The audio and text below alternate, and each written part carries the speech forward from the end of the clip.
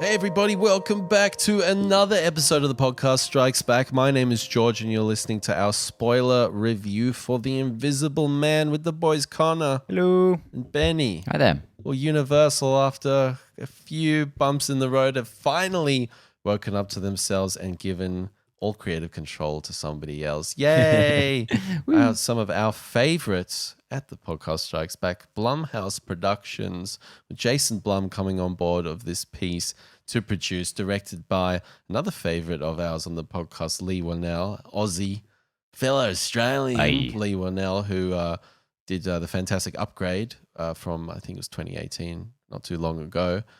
So here we are, The Invisible Man, a bit more of a grounded, less sort of embellished and produced.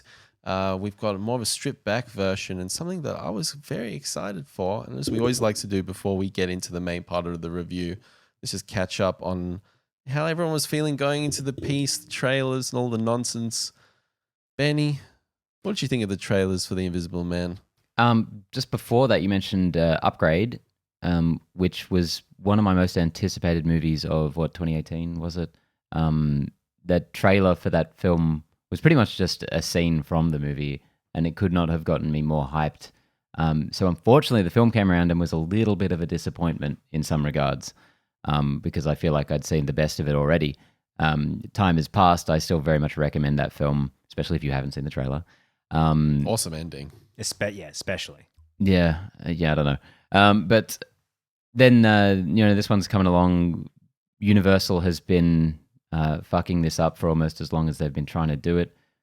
2010 was The Wolfman, wasn't it, with Benicio del Toro? Oh wow! And then the whole Dark Universe debacle has been Dracula. stumbling along through Dracula Untold and Tom Cruise's The Mummy, which I liked more than pretty much everyone else on Earth, I think. I liked Dracula.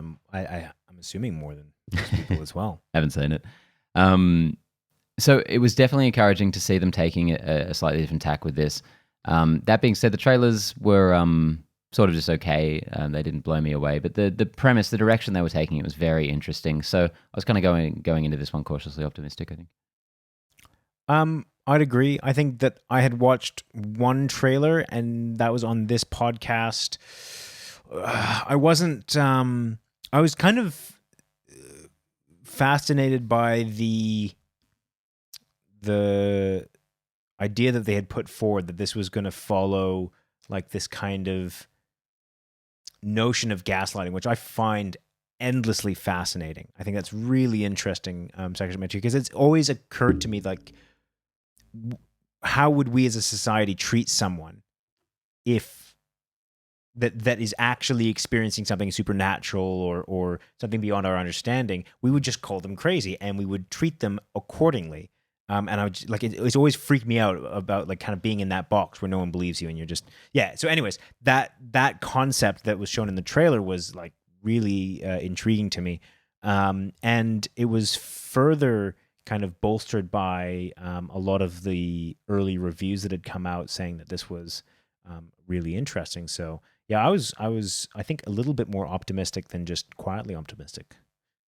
Yeah, agree with all your sentiments, fellas. I think just the strip back approach, the Blumhouse seal of approval, that all was just kind of what I wanted and what we spoke about in the Mummy review when we reviewed it. We were kind of like, hey, there's a really simple solution here. What is working, making great return on investment? Well, it's these smaller budget horror films, and listen, it's a bit of a no-brainer for me. The trailers, I agree, weren't that fantastic, but I think Leigh Whannell, as I said, Blumhouse, it was all shaping up real nice. So let's get into the spoilers. If you haven't seen this film, guys, get out of here. Right off the bat, I know this sounds really weird. I tend to do this, but like the music in this thing was incredible. Like the way it crescendoed, the sound design as well. You can add that to this. There's one particular jump scare in here with the eggs where I was like, oh my God, almost, I kind of like fried eggs. Shouldn't be that fucking scary. But I just thought that it added to the atmosphere, which I think is such a strength of this film. But it was so well done. It felt like almost like a Hans Zimmer production. Well, I heard it compared to Hans Zimmer crossed with Atticus Ross and Trent Reznor, and I think that's a really apt description of it without feeling derivative. It's such a wonderful companion to the film. So I actually, so just for the music is done by Benjamin Wallfisch. Yeah. Fish. So I mentioned in our weekly show that there's a motif that that had been carried on from Upgrade that I found very like, oh, this is a Leigh Whannell film, or like this is obviously the same people that has done Upgrade, and that was the use of music and kind of music and movement, because I felt as though a lot of the quote unquote music, which also kind of like mixed into sound design, was really tied into camera movement and actor movement in a way that is probably more pronounced than some other films. I thought it was really effective. Really, really effective. Well, it almost feels like the music at times is filling in for the character that we can't see in this movie. Like you hear this just intense fucking mechanical roar that is accompanying, perhaps Elizabeth Moss getting attacked by nothing. And it just makes it work so perfectly. Yeah. Like it's something that could look silly if it was shot by a lesser director and didn't have this oomph behind it. Yeah, so shout out to Benjamin Wallfisch. I just looked him up. His name did look familiar. He did do Blade Runner 2049. So he is from that Hans Zimmer collective. That makes sense. So it makes a lot of sense there. Makes a lot of sense, yeah. I think although it is... Oh, sorry, go ahead. Just going off what you were saying, there is this character who is so prevalent in this film, such a key ingredient, and he isn't there for so long. And even when at the beginning, when it's shot, you don't even really see his face. No. He's a recognizable actor. I didn't know it was him. Yeah, and so you sort of really encounter him for the first time at the end of this film and see his face and sort of get to sort of take him in. But the way this film is directed with this character not being there but feeling so significant, I just thought Leigh Whannell was so successful in that, and kudos to also Elizabeth Moss. His performance for making that all work. So it's just one of the many, and I'm going to be citing a few of these masterstrokes of this film, it is so keenly aware that it is called The Invisible Man and people know what it is going in, that it can shoot the first half of the movie by just using empty space, by having the camera wander off to an empty part of the room, by having it just linger on a space for too long, and you're just sitting there the entire time with something I would compare to, in a very favorable way, the Paranormal Activity movies. You're just scanning the frame because you're like, that motherfucker is here, and anything could happen at any second. And it just gives you this feeling of dread, which is just exemplified so much or amplified by the fact that this amazing premise of this woman who is escaping this abusive situation and the performance that Elizabeth Moss is giving, it sells it all so perfectly that I found it almost emotionally unbearable at points. It was, I mean... From what you were talking about, and I think that really speaks to the cinematography about how they use kind of that space around Moss is really quite distressful is probably almost the word, because they kind of, I remember one of those initial shots was just this very clean panning shot, left or right, I mean, it doesn't really matter, but just to empty space, and they hold it for an absurdly long time. And it's at a point in the movie where you're not expecting to see the Invisible Man. Nothing along those lines has been introduced. You just know the title of the film, and that is more than enough. And it sets you up for this almost kind of like gotcha thing, which is that because they feature that open space or that kind of empty space so much throughout the film, you kind of get used to it. And it keeps you on your toes as to when you're meant to be looking for something, or when something's actually there, when something isn't actually there. It's like the cinematography is like just being like, I'm kind of panning away for no particular reason, just to keep you on your toes. It's genius because you scare yourself. Exactly. They don't have to do anything. Yeah. And by setting that up, they are doing the most amazing thing. And there was at one point, and this kind of speaks to the nature of this film, where I was trying to think, I think it's when she was in the house alone. I was trying to think, in this situation, in a horror film, would I feel as scared for her as I do now? And I wasn't, because there was something like kind of terrifying about the idea of someone in your house or not being alone, and not in this kind of like existential, like ghost kind of way, but that there's actually someone staring at you or standing that you cannot see. Yeah, and I think through that they've made one of the best ghost movies ever, because he's not a ghost obviously, but he's a person with motivations who is hunting her, and there Not is just hunting, but like stalking. stalking her. Yeah, because ghost movies, even the best ones, it's usually just a ghost fucking with people for reasons that we cannot comprehend because they're an ungodly spirit. In this movie, he's doing this shit for reasons. Yeah. And that adds so much. I think this movie might have so I talk about horror movies often in how they are so often deal with a metaphor. The monster's never just a monster. There's always something behind it. It's always telling another story to some degree. And this movie, I think, might be the greatest synthesis I've ever seen between literal story and allegorical story, in that it's dealing with, obviously, gaslighting, stalking, abusive partners, domestic abuse, and also this sci-fi horror story of an invisible ex-partner tracking her. And those just dovetail so perfectly. They overlay, like, the Venn diagram is just a circle. Yeah. It's really brilliant from a premise point of view.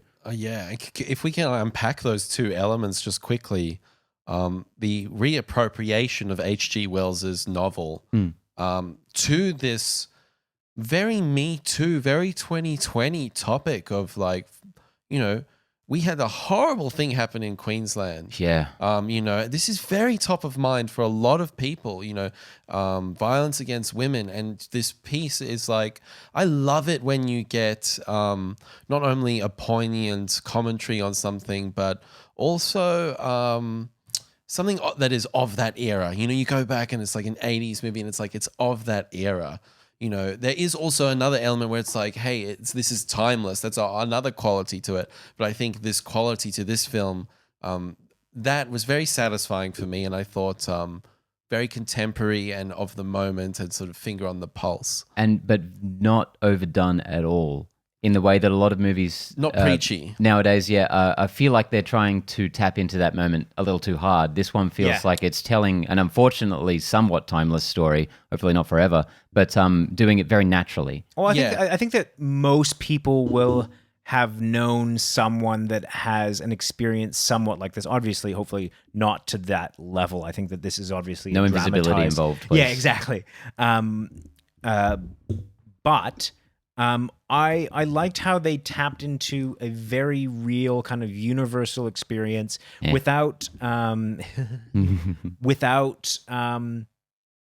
doing all the marketing that goes along with it. And I mean, as a point to that, I think that it would have been very easy for Universal to come out and be like, here's our new movie, Invisible Woman, which is a movie that they're making, by the way.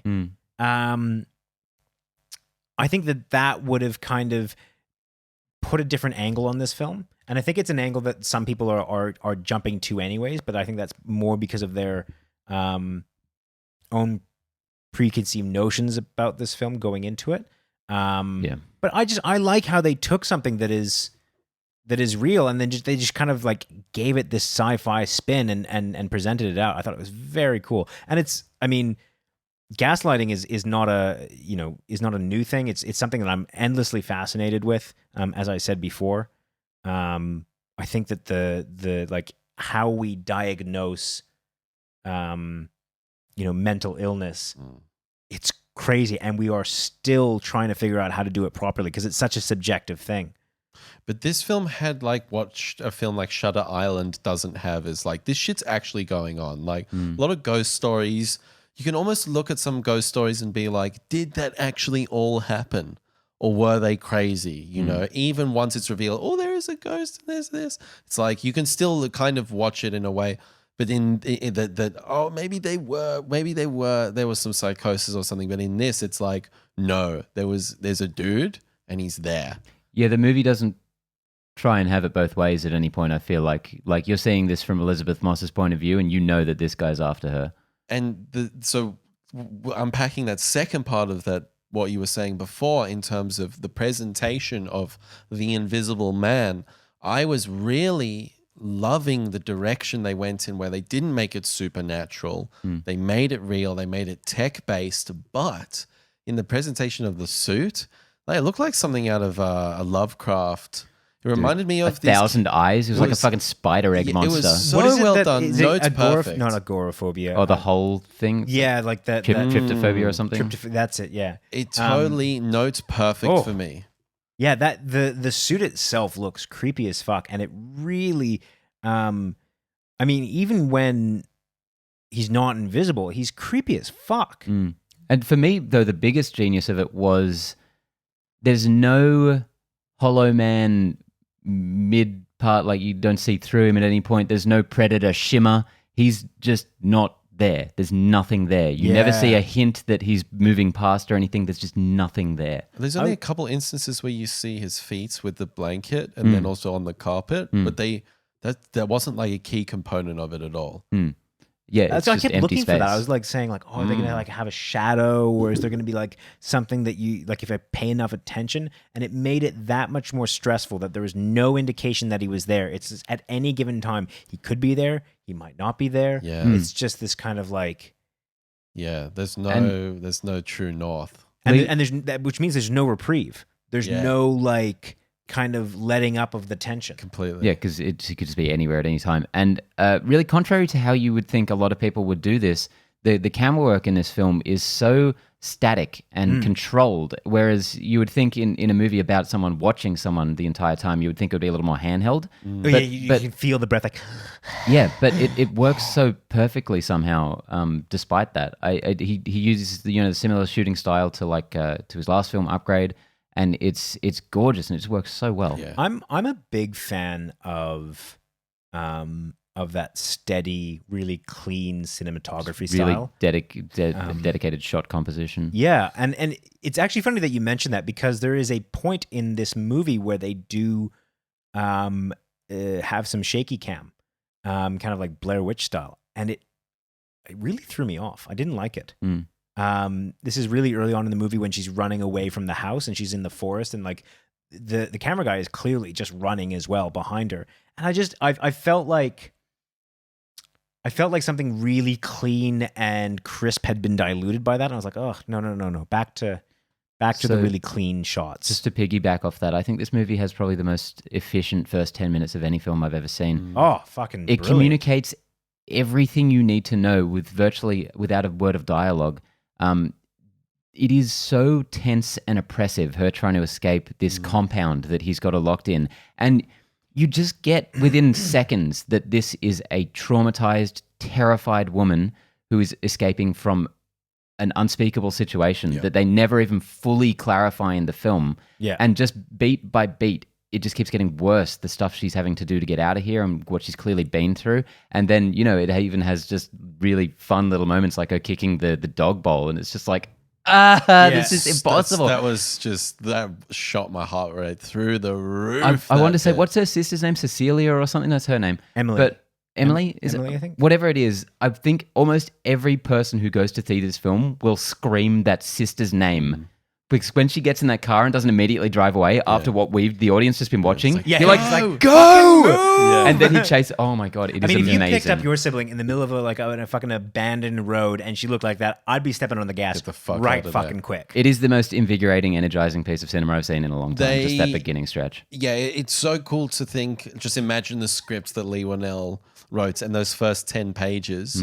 There's no dialogue in there. It's all just she does this, she does that, this happens, but it's all informing character. It's not just plot. It's story, and those are so satisfying, and it's great to hear that you got a kick out of it as well. Yeah, because I've watched this twice now, and it was really a delight the second time. Just unpacking my own feelings, but also watching other people's reactions to it as well. Speaking of watching other people watch, I have had the worst luck with my fucking microphone today. Watching other people watch this film, there is a scene in this film that is just so unbelievably shocking Restaurant scene. Fuck me. all timer horror movie scene. And it's so obvious retroactively what is going to happen in the scene because she's escaped the situation. She's got proof against this guy. She's telling her sister how they're going to take him down, and I didn't see it coming to that extent because the knife just flies out of nowhere and cuts this woman's throat. It happens before you've even registered Exactly. what's going on. And you have a like empathy for Cecilia in that she like I think a lot of people would just look at that her holding the knife and be like, why the fuck is she holding the knife? But because you're taken so aback by what's just happened, you sympathize with her in the sense of like, oh, I get it why she's just standing there. She can't comprehend what's just happened. Yeah. Because I can't fucking just comprehend what's just happened. On that note, what I think another really amazing thing about this movie is I think this might be, and maybe other people take more issue with this, but I think this might be the maybe smartest collection of horror movie characters I've ever seen. I feel like every step of the way, everyone is doing the correct thing and making the correct choices and doing what makes sense for their character. Yeah. I was so impressed with Cecilia. You could so easily make a movie like this and everyone just feels really dumb to you. But Cecilia, I swear to God, every step of the way, she was, she's She's a smart girl. She intuited very quickly that he had found a way to make himself invisible. She, was throwing coffee all over the house. She was acknowledging that he was there. I feel like it could have really taken its time with her, like not accepting the reality or thinking he's a ghost or something. But everyone else also acted appropriately. Yeah. Right? Like as exactly as they would. When she goes and tells people that, like, what was her the cop's name?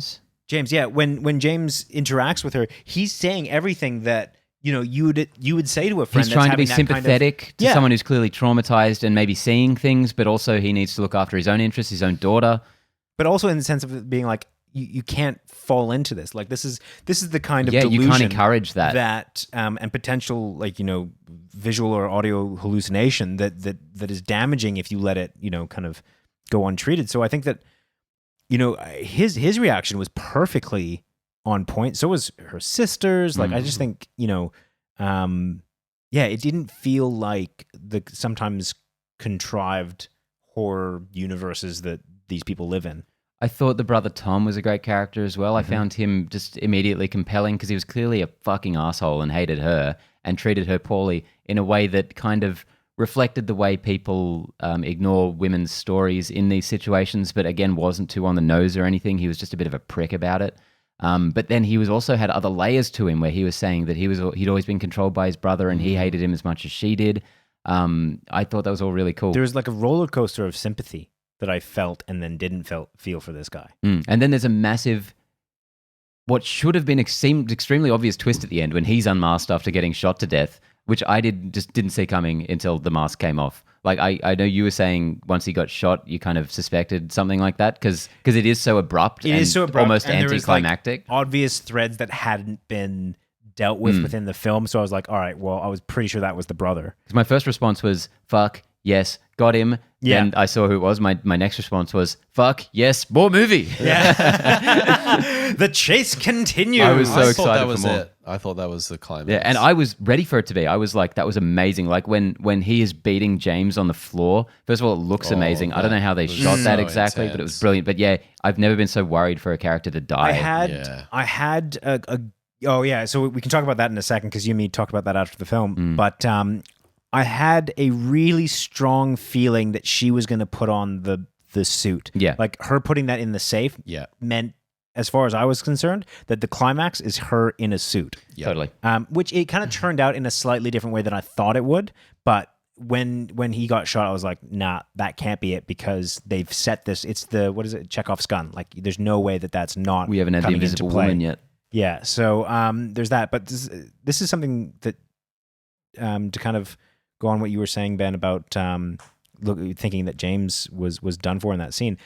I've never been so sure a character was destined for death From the beginning. From the beginning as James. Like as soon as he came in and he was like, He was done. No, I mean, there's obviously the trope in a horror film about the black guy dying first, but that was that was the least of my worries in terms of him being dying. Like, because the first thing you get is him being warm, welcoming, capable, huge big, and strong. yeah, and just nice, like a likable character that I was immediately like, With I'm a on daughter. board with you. Looking after his daughter. Exactly. I was like, oh Good father. man, you are dead. You Well, never I'm stood a sup- chance. I thought the fact that he survived was kind of odd because he got pummeled.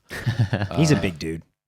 He was getting like that last bit where he was holding up him by the tie. That was so Oh, brutal. and I thought savage. he was dead. I was like, "You're done, mate."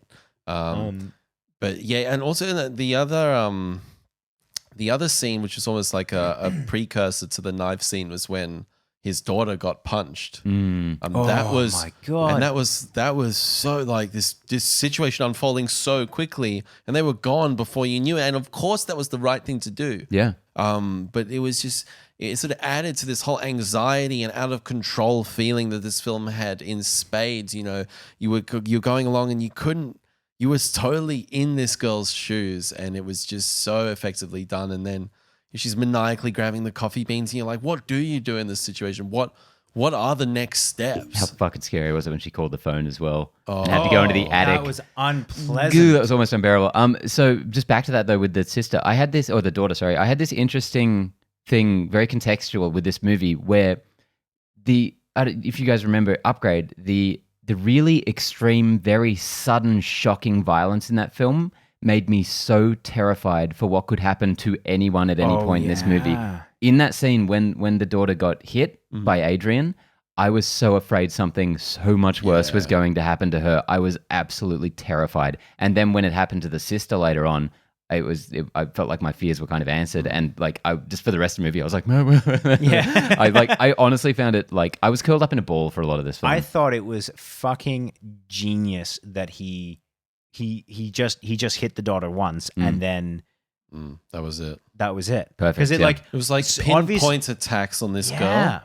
Yeah. It wasn't about hurting the people around her per se at that point. It was about creating this facade where she was just this mentally unstable person. Just making her look insane and thereby driving her insane. Oh my goodness. That was so like, you felt anger and fear, and like, I felt myself trying to figure out how you could possibly explain to the dad that it wasn't you. Yeah. Without sounding like a fucking nutbag. Couldn't do it.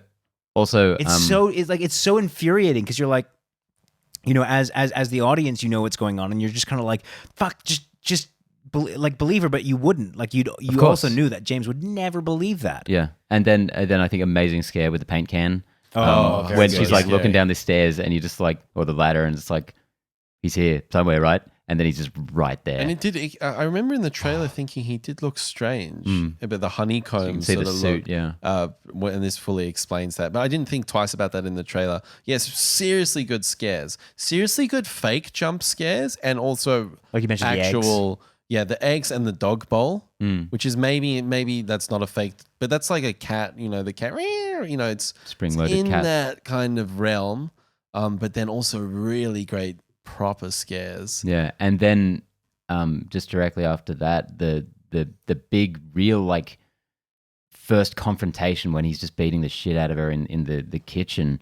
I thought that was Good scene. so unbearable with that music coming in, just like blasting over the speakers. Like I didn't know where down. to look or how to feel. It Yeah. was and it was just again Made like my Leigh skin Whannell's crawl. direction. So I was great. really impressed with the choreography and the visual effects. I thought the visual Yeah. effects were done really Really well. I couldn't flawless. tell what was. $7 million movie. Yeah, that's really Just impressive. fucked. The suit at the end as well, how it was doing that glitching effect. I thought that Yep. was so well done. Yeah, Fantastic. And he really would, well done. and they played with that, you know, he would be on one side of the room and then boom, it would appear on the other, and just really great visual look. There was only one scene that I found to be pretty subpar in terms of the visual effects, and that was his like death scene. When when the brother's in the suit, like it was very clearly a CGI person like laying down. It just didn't look like it was actually there. Yeah, I felt a little similarly when he kind of first emerged after she stabbed him with the pen several times. He did look a little CGI, but Yeah. mostly I think very well executed. I loved what they were doing with that flickering. I really appreciate it. It reminded me of in Looper how when a person was kind of deleted from reality, Yeah. they would just Disappear. They just disappear. It was just so without the bells and whistles. I think that makes it so effective the way he'd just be there and wasn't there. Yeah. like especially when in the hallway scene when he's like beating up all these I was guards. gonna say very reminiscent of Upgrade in that style. Definitely. Very kind of and like, when the guy like turns around and doesn't say anything, then he like flickers at the immediate right time. Yeah. It was so cool. Yeah, and also Elizabeth Moth's fainting, where the camera followed her. That reminded me a bit of Upgrade. Straight out of it. Ultimately, like, I don't know is there anything else that you guys want to talk about? But I'm So I feel like this movie had that kind of surprise fourth act that I'm generally not too enthusiastic about, but this one I was so in for, and I just feel like it had such a brilliant ending. Like I was so fucking ready for her to get this guy. I honestly expected her to pull a gun out at the table and blow his brains out, and I really wanted that to happen. And I'm not that much of a vengeful person, but but I thought the guy who actually played Adrian, little Lukey from Haunting of Hill House, I thought he was so effectively conveying this just piece of shit, Psycho. dead-eyed, goddamn, disgusting guy. And then, I've never seen such an amazingly kind of shocking, almost crowd-pleasing moment as when his arm just comes up and like cuts his throat. Yeah. Great twist, and also not like, and then step 1, I did this, and step 2, I did that. It was just like, you didn't actually even see what happened. She's out the door before you even knew. And it was so well seated. She used the same hiding spot from the very first scene to hide the suit away from him in his own house. Perfectly executed. I have to say, there's one thing that bothered me about this was that after she had done that, she went somewhat cold / gleeful. She felt like almost a psychopath herself. And I kind of given her character so far, I wanted her to feel more relieved than gleeful or kind of cold. She was cold. She wasn't gleeful. She wasn't like maniacally laughing or anything. There was like a cold, like gleeful in the sense of like she was almost like smirking about it. She was like, I got him. As opposed to I was so ready for it at that point in the film. I don't know. I don't it know was it was full catharsis for me, the way she stepped out of the camera and just was like looking at him die, and as he realized that he outsmarted her. That I wasn't quite as I was fine with that. It was more the interaction with James and the walkout, and she was like, kind of doing the strut, and I was like, I think it was this feels like we're kind of sugarcoating she's just all good now. Yeah, that didn't sit well with me. I felt like I thought that turned into more kind of like revenge. Yeah, I thought it worked. I can see where you're coming from, though. Yeah, but I can definitely see. It's not a huge criticism, but I would have. It just worked so well for me in the catharsis. It had to. You had to have that kind of uplifting moment in a film that was so anxiety ridden, But that's why I kind of felt as though Relief was a more active, like, because this was like. You know when you're like intense for 2 hours, like watching a film, and then you get out of it, you're like, you're not like, ha ha ha. I don't know if that made any sense. Every film Connor we rating leave, scale. can you please do that? Yeah, one or the other. Like, Was that? But I mean, like it's more around like I don't know. It's such a weird kind of stickler thing to be about. But I can kind of see where you're coming from. It felt like the wrong reaction, and in a movie where all the reactions seem to be spot on, this was kind of like the Hollywood walkout moment that I enjoyed the complexity at least of James kind of clearly not really being on board with what she'd done, but knowing about it. And, he wasn't going to throw her under the bus or anything, but he's still clearly he wasn't like he's a man of the law. And he's I liked his reaction. And also I like, because the second time I saw it, I couldn't remember if this happened or not, but I was very happy that they addressed what I would have thought would have been a very loose thread for me personally, which was she took Zeus the dog with her at the end. I feel like that's kind of the ultimate kind of just like stepping out this guy's fucking cindering ashes. Taking his dog. My only criticism of this film was some of the plot. I felt like there was some pretty big plot holes, and it definitely did not ruin the experience for me. But her getting out of the insane asylum, she just basically waltzes out of there, no issues. So I found that to be a really effective escape because it was an amazing escape. No, because I was thinking specifically when she got in there, I'm like, she's going to have to get out of here, and this is usually a weak point in most movies. I thought it was really well executed because she just basically followed him out. She had a gun. She was getting hunted. Yes, she got out pretty easy, but it really worked for me the way it was I just done. think there's due process and protocol that I would imagine there's a few steps before it even gets to that stage. I mean, it depends on what kind of hospital it is. Of course. Realistically, I mean, To me, it just seemed wildly easy. But as I said, it wasn't. It's just something I'm going to bring up. Do you mean in terms of her gaining her freedom? In terms of her getting from point A to out into the car park, Right. like that was just. Yeah. It seemed like fairly simple and easily executed. And then just kind of like, you know, and how do you avoid this? You can't really, but a nitpick could definitely be like, well, why didn't he do this at this time? Or why didn't he do this at this time? He's there the whole time. La la la la. He could have done that. So it's all in the effect. It's all in the moments and building the tension. And at the end of the day, this is entertainment. This is a film. This is a story. You know, we're not watching a documentary of the Invisible Man. What? So, yeah. But I have to bring up those two little points. And as I said, massive nitpicks in a film that's the only extremely successful. the only nitpick that I had was that she took the pen, presumably when he was right there and could see. No, but see, that's what I was just about to say. Is Something why like that's that. not a nitpick for me is because you don't know when he's there or not. The film, I mean, true, yeah, The film that- makes suggestions that she might think he's there. She doesn't know when he's there. We don't know when he's there. Completely. Yeah. I would say he has to not be there in that scene, The only times you know is when the footprints are there. The rest of the Yeah. time, It's or true. when he actually interacts. Yeah. Yeah. So you make the assumption that he's not there. yeah. You also, it never really confirms when it's Tom, when it's Adrian. She clearly believes that everything except for that one instance was Adrian. And I think that's what the movie, therefore, is suggesting is the case. But it doesn't really confirm either way, which I find interesting as well. I'm also very happy that when it does make the twist that it was Tom, that wasn't like the actual thrust of the movie or something. Yeah. Like that Adrian had killed himself and it was all Tom, because that would be such like a big gotcha, but it would It ruin the entire film. Undermine Yeah, it everything thematically set would be up. destroyed. Yeah. No, fantastic. They didn't go down that way. I was worried at one point that when she slit his throat, that he was going to reveal that it actually like was, It was Tom. all Tom, yeah. And like It the was whole thing was going to be her Tom. being like, You were still a douchebag. shit. Like, yeah. You're still kind of a dick. You still had it coming. Final wrap-ups, dudes. So, like I said, I've seen this twice. The first viewing of it was so amazingly intense. It was an absolute 10 out of 10 experience for me. I just could not have been more pleased. I was like coming out of there raving like a fucking madman. I was like, best Australian film ever made, which it still very well could be for me. Maybe the Babadook could give it a run for its money, but I'm so impressed by this film. Everyone needs to run out and see it. If you haven't seen it, you're not listening to this because this is a spoiler review and we're about an hour in, but just watch this fucking movie. Get in there. yeah, I'm 100% behind you. That I was really impressed with this film. I thought it executed on all the briefs that it needed to do really well. I'm absolutely in love with the cinematography and the sound design and the music. And we Which, didn't as praise Elizabeth Moss enough either, because Yeah. she We sells really this whole haven't. thing. Yeah. She's a Um, key component of this. It's something that I was going to mention before, but it is a different composer, a different soundtrack guy to Upgrade, which is really interesting because from memory, the soundtracks are very similar and the sound editing is very similar. So Yeah, it's just maybe Leigh Whannell sensibilities. could very well be. High recommend from me. You're listening to this, so why the fuck am I recommending to it? Bibbidi bobbidi boob.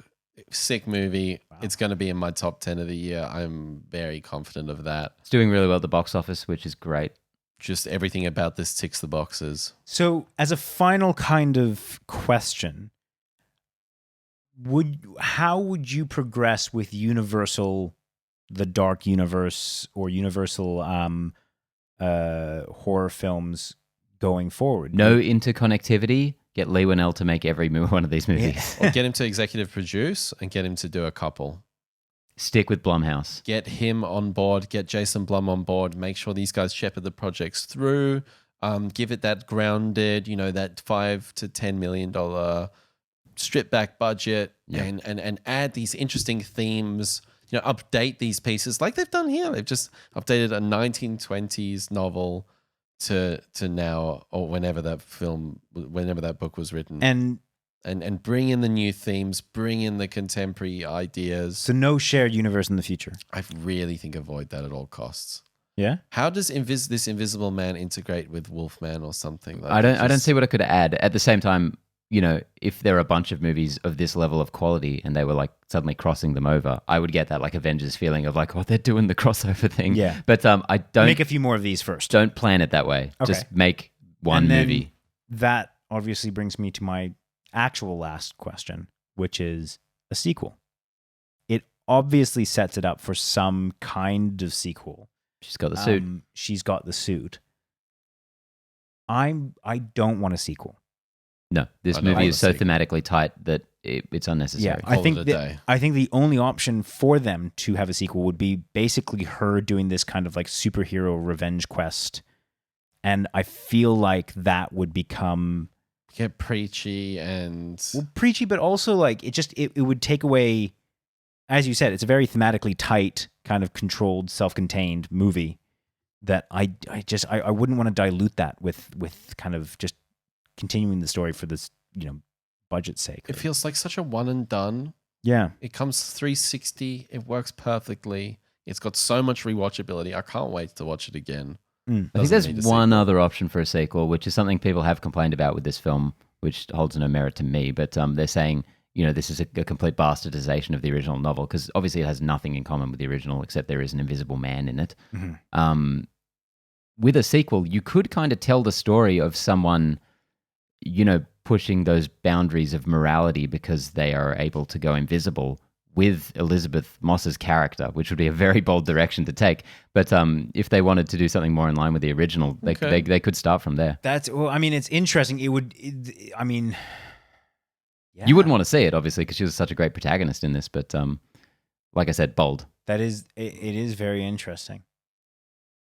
But no, do Dracula, do fucking all the other ones first. Okay. Do you guys want to see a sequel? What did you think of The Invisible Man? Let us know in the comments. Let us know on Instagram and Facebook. We'll be back next week for some more movie antics. This has been fun. See you later, Connor. See you, bud. See you, Benny. Boy, bud. Bye.